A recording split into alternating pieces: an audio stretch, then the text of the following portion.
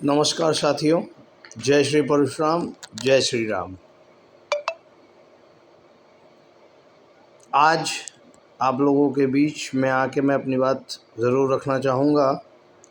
जो पिछले कुछ दिनों से आप लोगों के बीच एक चर्चा का विषय बना हुआ है, नगर निकाय उत्तर प्रदेश के चुनाव, जिसमें उत्तर प्रदेश की भाजपा सरकार ओबीसी आरक्षण नगर निकाय चुनाव में चाहती है। आज हाईकोर्ट ने इसको खारिज करते हुए और तत्काल प्रभाव से नगर निकाय चुनाव की अधिसूचना जारी कर और चुनाव कराने की बात कही है, जिसके विरोध में उत्तर प्रदेश की भाजपा सरकार सुप्रीम कोर्ट जाने की तैयारी में है। साथियों, ये बड़ा दुर्भाग्य का विषय हम सवर्णों के लिए है। हकीकत है कि अगर आज ये भाजपा गद्दी पे बैठी है तो ये हमारी देन है, और अगर भाजपा का आप इतिहास उठा लीजिए साथियों, तो ये पार्टी सिर्फ हमारे समाज को ठगने के अलावा कोई और कार्य कभी किया ही नहीं इसने। और मुझे तो बड़ा आश्चर्य होता है कि हमारा 10% EWS कोटा गरीब सवर्ण आरक्षण जिसका नाम दिया गया है, उसमें इतने नॉर्म्स डाल दिए गए हैं कि जो एक सामान्य परिवार का व्यक्ति भी उस क्राइटेरिया में नहीं आ सकता है।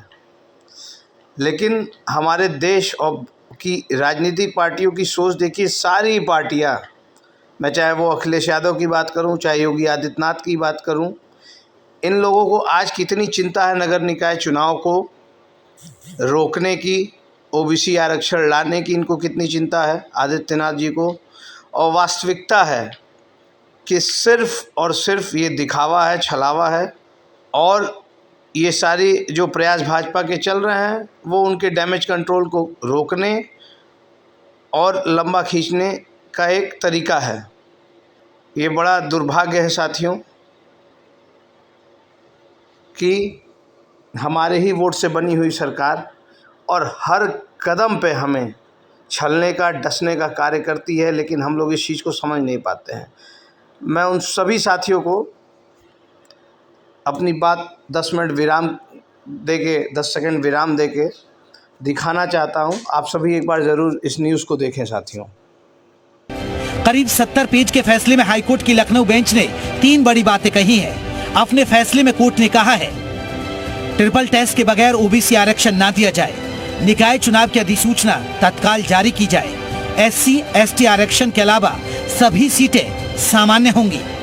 कोर्ट ने राज्य सरकार को भी आदेश जारी करते हुए कहा कि ये सरकार ट्रिपल टेस्ट के लिए जल्द ही कमीशन का गठन करे। क्या आप इसके लिए तैयार हैं कि ओबीसी आरक्षण के बिना ही चुनाव करा दिया जाए? नहीं, सरकार अन्य पिछड़ा वर्ग को आरक्षण के बिना चुनाव कराने की पक्षधर है ही नहीं, और जब भी चुनाव होंगे अन्य पिछड़ा वर्ग को आरक्षण दे करके ही कराए जाएंगे।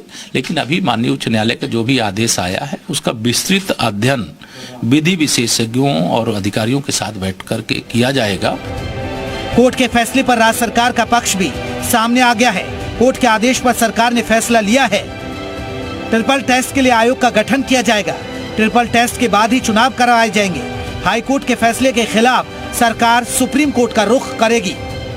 राज्य सरकार का सूचना है कि माननीय उच्च न्यायालय के निर्देशानुसार आयोग गठित करके ट्रिपल टेस्ट की जो प्रक्रिया है उसे पूर्ण करके हम ओबीसी को आरक्षण देने के बाद ही हम चुनाव कराएंगे। निकाय चुनाव में ओबीसी आरक्षण के मुद्दे पर जहां एक और सरकार ने अपना रुख साफ कर दिया है, वहीं विपक्ष भी इस मामले में सरकार को घेरने में जुट गया है। महत्वपूर्ण मामला है कि आज आरक्षण पे हमला हुआ है। सरकार जानबूझ करके पिछड़ों का आरक्षण नहीं देना चाहती थी, वो सामने आ गया। अभी तक तो हम लोग नौकरी के लिए चिल्ला रहे थे कि नौकरियों में आरक्षण छीना जा रहा है। बाबा साहब भीमराव अम्बेडकर जी का जो सपना था उस सपने को तोड़ रहे हैं। सब प्राइवेट कर रहे थे कंपनियां। बहरहाल सरकार के फैसले के बाद अब ये साफ हो गया है कि सरकार बिना ओबीसी आरक्षण के चुनावी मैदान में नहीं उतरेगी। ब्यूरो रिपोर्ट, जी मीडिया। आपने न्यूज़ देखा साथियों, उत्तर प्रदेश की भाजपा सरकार की मंशा क्या है या केंद्र के भाजपा सरकार की मंशा समझ में नहीं आती। क्या सवर्णों को इस देश में जीने का अधिकार नहीं है? सवर्णों के सांस लेने पे भी रोक लगा देंगे क्या ये लोग? किस तरीके से हमें मिटाने का, दबाने का और गिराने का प्रयास किया जा रहा है, किस तरीके से हमारे समाज को कमज़ोर करने का प्रयास किया जा रहा है। मैं अपने सभी समाज के लोगों से आग्रह करता हूँ, निवेदन करता हूँ, अखिल भारतीय सवर्ण महासभा हमारी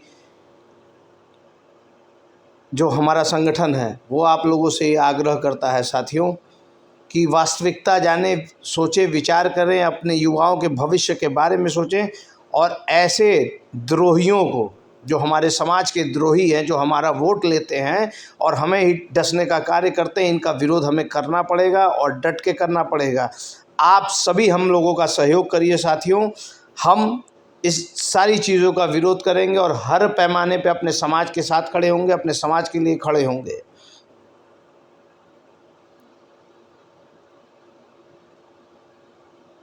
और ये बहुत ज़रूरी है, वरना हकीकत है कि हमें दिन प्रतिदिन किसी न किसी राजनीतिक षड्यंत्रों के तहत मिटाने का प्रयास ये भाजपा सरकार कर रही है साथियों। और मैं आप लोगों से जाते जाते एक ही निवेदन करना चाहूँगा कि भाजपा की मंशा को समझें, ये हमारे समाज के हितैषी नहीं हैं। जय हिंद,